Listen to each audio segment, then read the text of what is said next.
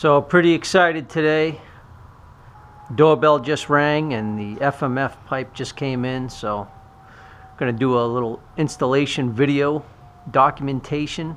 Should be a fairly easy process. You'll see the errors I make or not make and see how easy it is to put on. I went with the FMF Turbine Core 2. Nice finish. Definitely light. Spark arrestor USFS approved. That's what we're looking for. Then we got the header pipe over here. I went with the Gnarly Desert. Gold Series Gnarly Desert. There's a lot of talk about if you want to go with the torque pipe or the desert pipe. I'm sorry, woods pipe or desert pipe on the KDX 220. But I guess the desert gives you a little more top end. But hopefully I won't lose too much bottom end, because that's what this bike really excels at, is having good low end grunt like a 4-stroke. But there's other things you can do to gain that back if I feel like I lose too much. Well, actually, I'll probably be doing those mods down the road anyway. But yeah, once again, good finish on it. Alright, so the first thing this thing says on this year on the KDX 200, and I assume it's the same for the 220, it says it all over this sheet: remove the airbox lid snorkel. Remove the airbox lid snorkel. It says it 3 times on both sides of the sheet. So obviously they done their testing on this to make sure that it needs to get more air with this pipe. So it should be pretty easy with these bolts. Just take the seat off. Excited to hear how it sounds, even though I've heard countless videos online, but there's nothing like hearing it live, you know. Oh yeah, look at all the weight we're saving. Saving all the weight. Now should I just let that sit down here? I'm going to zip tie it to this looks like a shock mount right here. But if any of you guys have any better suggestions, feel free to let me know.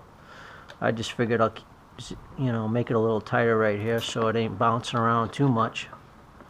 Just like that.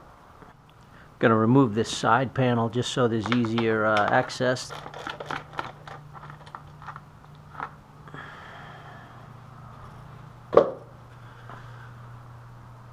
I've got to remove those springs for sure. Got to get some safety glasses on. You don't want to lose your eye. Alright, so with some needle nose pliers, I just kind of undo that spring.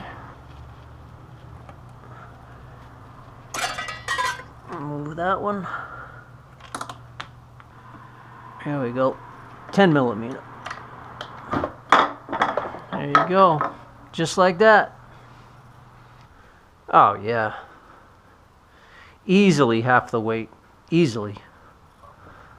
Well, this is definitely bent more for space, but hopefully that works fine.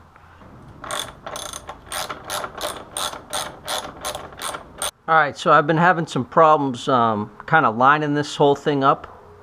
And I think what the problem is this mount, I loosened this bolt up a little bit so that this mount will swing. I couldn't get this lined up when the header pipe was in there. So obviously this is just a little bit different than the way the factory one lines up. So what I'm going to do is line it up in the header first, because that's most important, and then make sure it's clear on the frame and everything, and then adjust these to mount on them better. But get it in the header first, and then do the mounts after.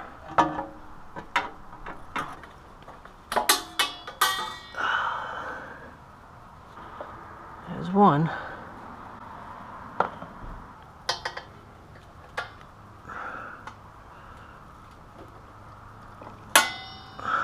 Actually, it's easier because you can use it as leverage.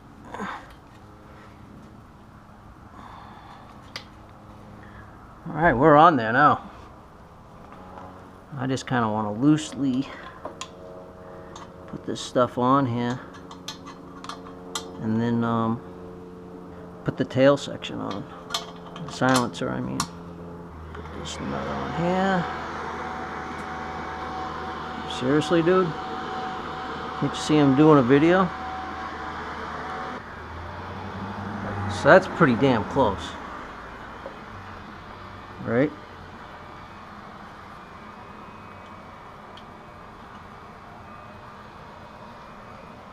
That's pretty much where it needs to be. Alright, sorry about that. GoPro ran out of battery. I'll just do a quick recap and just redo the steps that I did. On the KDX 220, you are going to need the adapter. Right here, it's a little spacer and a new bolt, and then you just use your old nut to go on the back. And then you just use your factory bolt on that connection there for the silencer, and then it just slips into the header. So basically, I recommend unloosening this and this just so it's loose. I actually took this one off completely because it was getting in the way, and then put the header on. Get the O-rings in the cylinder, you know, in the port. They're good. And then I just loosely put this bolt in just so it would be in there, just so it wouldn't fall out. And then I put the springs on. So with the springs on, and then making sure the clearance is good through the frame, then I loosely put the silencer on just to make sure it would fit and everything was aligned. But then I tightened, when I knew everything was going to work, then I tightened these up and these up, you know, tight to specs. I mean, I didn't do it with a torque wrench or anything. But don't go crazy with it. But yeah, you want to make it tight because it is going to vibrate. Then the spacer, and then put that on. So I haven't started it yet. I'll do that now.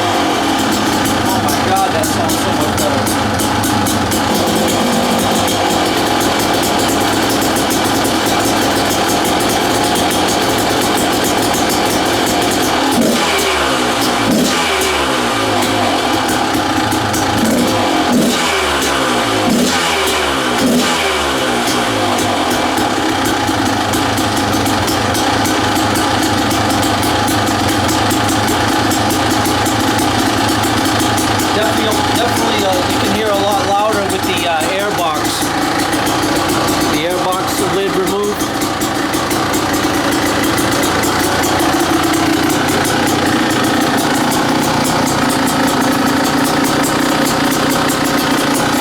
Love it. Love it.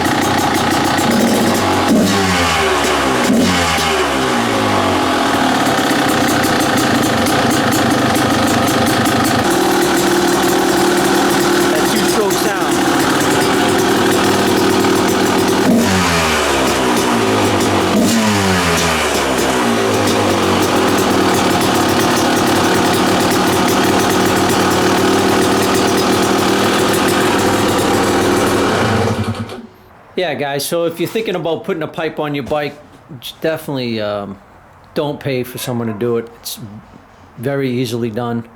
Just take your time, make things, you know, align up. Don't force things, and save yourself some money. I have no idea what a shop would charge to put that on, but whatever it is, it's not worth it.